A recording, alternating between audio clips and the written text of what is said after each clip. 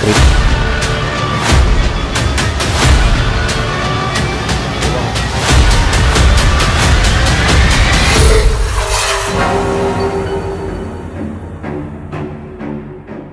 Agua Playa Hotel is the finest resort north of Manila, consisting of 54 rooms, one semi-Olympic pool, one kiddie pool with helipad, function rooms inside the clubhouse. The function room can accommodate 300 to 40 packs. 1978, inumpisan na po yung construction at natapos 1983 at the same year, March 6, 1983, nag-umpisa na po yung operation at nag-end po noong year 2001. Ang Agua Playa Hotel was taken over by the Philippine Tourism Authority. Dito kami ngayon sa playa, isang abandonadong resort dito sa Agua La Union. Subukan namin mag-imbestiga kung totoo nga bang mayroong kababalagang nangyayari sa lugar na to. Ito pala yung mga makakasama ko sa loob. Mel, saka si Eric. Sila yung makakasama ko sa loob. So, ito yung gagamitin namin sa loob. Flashlight, saka spirit talker. Veteran, meron din kaming EMF. So, nadetect nito ang mga negatibong enerhiya. Dito, pag nag-red ito, pag punta dito sa red, may malakas na energying lumalapit sa amin. Sa mga oras na to, hinihintay namin maggabi. So, dito na kami. Maya-maya, papasok na kami sa loob. Kasama ko, miss ko, Elmo. Okay, tara guys. Pasok na tayo. Dito na part, yung mga kwarto. Ayan guys. Ayan siya. So papasukin namin ngayon. Ito.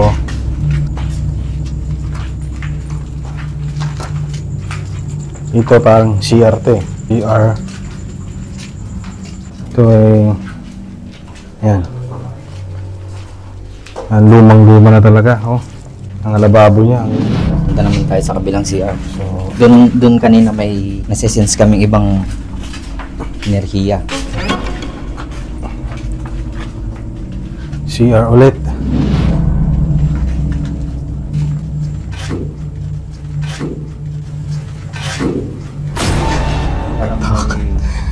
Parang may tumunog. Pagkapasok pa lang namin may naririnig na kami. Galing sa loob. Dito sa bandang to kakaiba yung nararamdaman namin. Grabe, bigat. So ang sabi-sabi, pag may mga tumunog daw, huwag natin pansinin.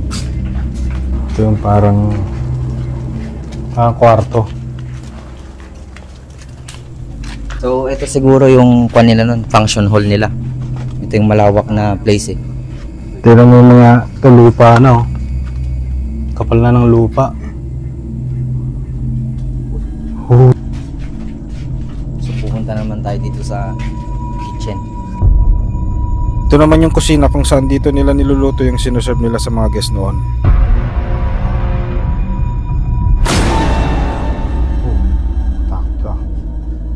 Matay balahibo ko dito. Yan nyo naman guys yung itsura ng kitchen nila. Sobrang luma na. Talagang inabandon na itong hotel na to. Tanggal na lahat ng mga bubida niya. Ganito siya ka lang. Tumatay yung mga balahibo ko. Guys, oh, luwang oh. Dito sa gitna may malaking hagdanan. Hagdanan na kung saan kumukonekta sa baba at taas. Oops.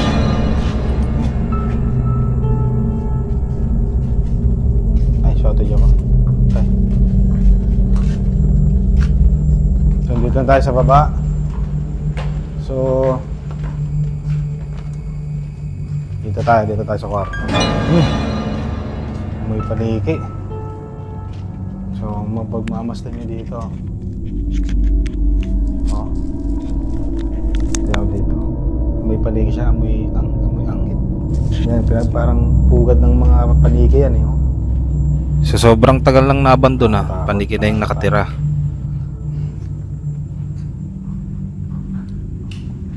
So dito guys sa baba, puro kwarto na naman makikita nyo dito. Ang luluwang ng mga kwarto.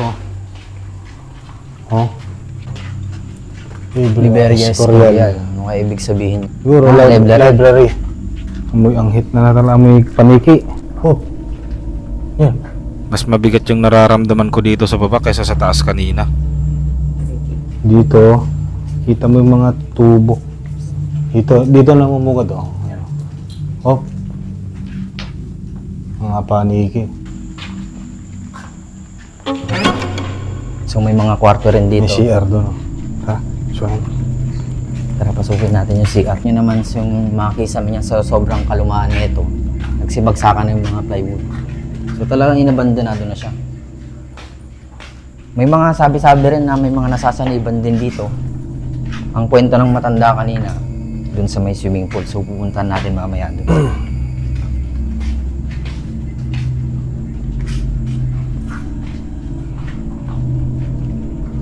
Ang iba naman nagkikwento na ano. Nagkikwento daw na wala silang nakikita dito. Walang naririnig. Pero feeling ko tinatago lang nila eh. Ito may butas. Biglang may humawak sa paa ng kasama namin. Ha? Wala. Oop. Baka lansa lang din. Sa mga oras na to, nagtataka kami kung bakit nagkaroon ng kalmot yung isang kasama namin. Wala. Ay, oh. Parang kuwan ng kamay. Ano? May narinig kami dito, parang papalapit sa amin. Hindi nga. Wala na. Lakas. Shit. Lakas. Wala. Alam mo na. Shit. Parang galing ako nun. Ano, nagpaiso?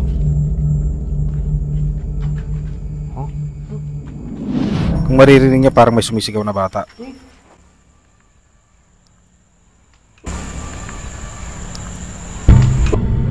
Parang may batang sumisigaw. Bata. Parang may batang iyak. Parang may batang umiiyak. Ha? Ay. Hindi, wala naman akong natapakan na puti dito. Wala nang obstacles dito eh. May kulay. Kulay puti. Tutuloy pa natin Parang to. kamay siya, no? Parang pinahid na ano. Kamay, apat oh. Paano nangyari yun? Ha? Ano, punta tayo? Labas na tayo? Hindi, ikot mo tayo. Sa may pool tayo? O, dito muna. May nakalimutan pala kami. Hindi kami nagdasal bago pumasok. Gawa na lang tayo ng konting dasal. Konting dasal tayo. Sa ngalan ng Ama, Anak, Espiritu Santo. Lord,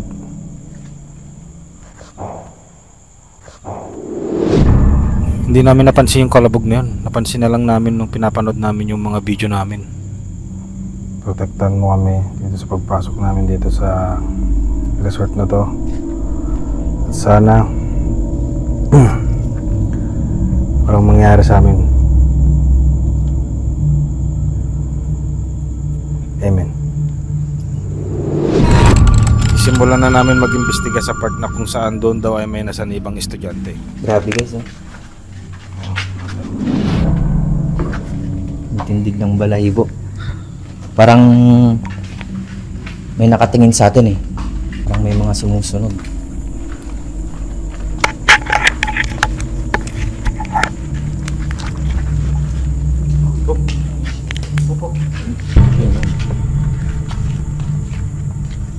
So ito guys, signan nyo. Meron din silang lumang telephone machine dito. Alam nyo, mga digital. Anong taon pa yan. Di na rin gumagana yung mga kuryente dito. Talagang kinat-off na nila. Tara, punta tayo sa pool. Tara, punta tayo sa pool. Yung swimming pool nila, ang laki oh. Saan banda dito may sasanaypan? Sabi nila baka bandang dito daw eh. Sa may Ah? malapit sa pool. Lapit sa pool? O sa harap daw. Sa mismong harap daw. Doon? O pwede dyan siguro. Tara, tayo doon. Sige, mag-form tayo ng circle. Sige. Tapos pupunta na tayo. Musta yung pakiramdam mo kaya? Yung parang naplusan ka? Ito kayo iniisip ko kanina po. Bakit? Parang Wala namang puting banda doon. May tumama talaga sa pako pag-apak kong papasok ka. Ano yun, parang hinaplusan ng kwan ng tao. Parang haplos ng tao. parang pinahid. Parang yung kaka-paint lang tapos further pinahid siya. Nakakapagtaka eh.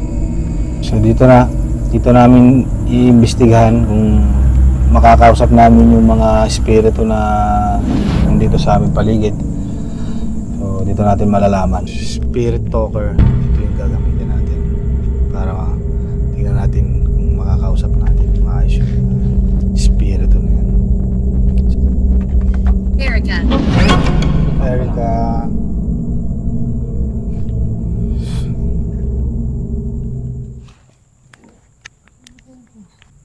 Ilan kayo lahat dito? Nakakabulabog pa kami. Battle. Ayaw namin ng away.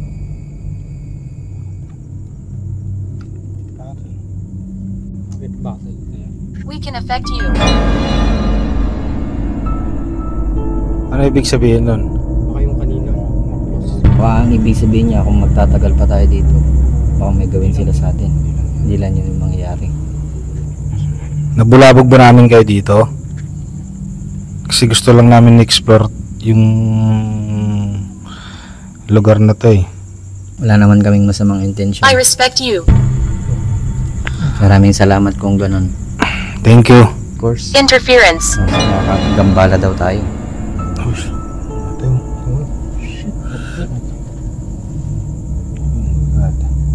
Nakita mo dito sa...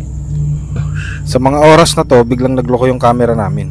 Pero may backup na camera kami. Lolo ko yung phone ko kaya hindi namin na video yung Mga sumunod na mga sinabi. sumunod na sinabi niya. Gusto na niya kami paalisin. Kaya nakakagambala daw kami sa kanya. Oo. Nakaka-istorbo na kami. Ang sabi niya kasi, interference. Ang una sinabi niya alter, means nun. Dapat malista kami. Yung interference, nakakagambala. Tapos yung huling sinabi niya, I want you out. Gusto niya kaming umalis. Sir.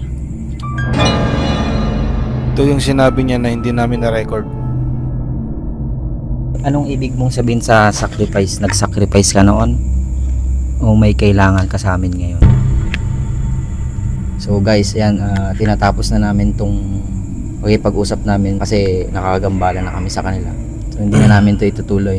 So, Kasi ayaw naman namin na baka may mangyari sa amin dito na ano, kasi sinabi kanina na gusto na kami umalis kasi nakaka-istorbo kami.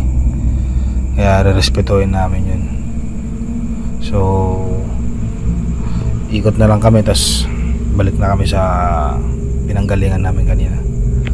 So guys, ito guys, papalabas na kami kasi pinapalis na kami. Nakakakilabot dun sa mismong pinag-uupuan namin. Grabe Para yun. iba yung bigat ng... Yun, sa taas. Oh shit, ano?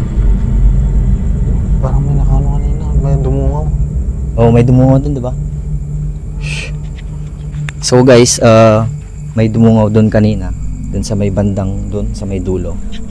Hindi namin na-videoan kasi talagang papaalis na kami. Sa mga oras na to, habang sa gilid kami ng malaking pool, may nagbato sa amin. Galing sa taas ng building.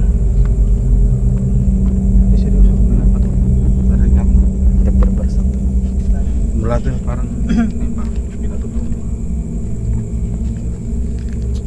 Ito po, patutok na. Seryoso. Okay, one. Game. Hindi mo may paliwanag pag nandun ka sa loob Talagang So yun, ang bigat na iba yung amoy na nakakahilo. Talaga. grabe yung mga, parang may mga namamalikmata ko kanina na parang may yung korting tao na bisa di ko ma-explain. Yung kanina, nung naka-form kami ng circle, pagtingin ko sa likod, sa may parang second floor, parang may nakita akong tao doon, nakatayo na nakapantyag sa amin. Ang ramdam ko rin, may nakatingin sa atin doon kanina. Diba? Tapos biglang parang may hangin na malakas na Oo. lamig. Hindi ko ma-explain. Basta mas mabigat ang pakiramdam dito sa baba. Dun sa may basement, dun sa may malapit sa butas. Mga pagpasok ko pa lang, may tumama talaga sa pako Nga pala guys, nabanggit din yung basement kanina eh. Oo, Kung saan dun sa- siya naplos. Nagtataka ko talaga kung saan galing to. Makikita nyo parang apat na daliri yung humaplos. Pabigat sa pakiramdam talaga. Tsaka parang may nakasabit sa likod ko kanina pagpunta natin doon. Tsaka dun sa pangalan ng Erica kanina. Sa tingin ko yung parang paramdam siya kasi parang magkatukayo kami. Eric din yung pangalan ko kasi. So parang tapos Erica. yun yung pakiramdam. Baka ikaw naman yung sinasabi niya Parang kanina, Beard. kinalibutan ako kanina eh. Di ba may sinabi siyang Oo, Beard yung Beard. kanina? Oo. Beard. At ang sabi pa nga niya, sacrifice. So, di naman siguro na ikaw yung sasacrifice. Pero, di ba, sabi naman natin na hindi naman natin sila sasaktan. So, yun nga, yung sinabi niya na malis na lang tayo. Malis na lang tayo. Kaya... Uy, yan sa'yo. Bakit? Okay ka lang. Ha? Ngayon la... Nahilo ka? Parang makabigat sa pakiramdam. Oo. Sobrang sakit ng Kanina? Kanina pa yan? Ano yun, nung habang nagsasalita kami dito? O medyo kanina pa? Kanina pa, may hindi ko lang sinasabi masakit yung ulo. Parang may nakadagan sa likod ko. Ganun din yung sa akin kanina eh. Mabigat sa likod. Ang ganun yung pakiramdam. Nagpasya na kaming lumabas kasi iba na yung nararamdaman ng kasama namin. Pero wala namang kayong napapansin na mga kababalaghan, gano'n? Wala. Okay, during the time na pagiging security sa hotel nito, ni minsan hindi ko po naranasan kung whatever po yung mga maligno o kababalagan po. Okay. Yan lang po. Salamat po. Thank you, sir.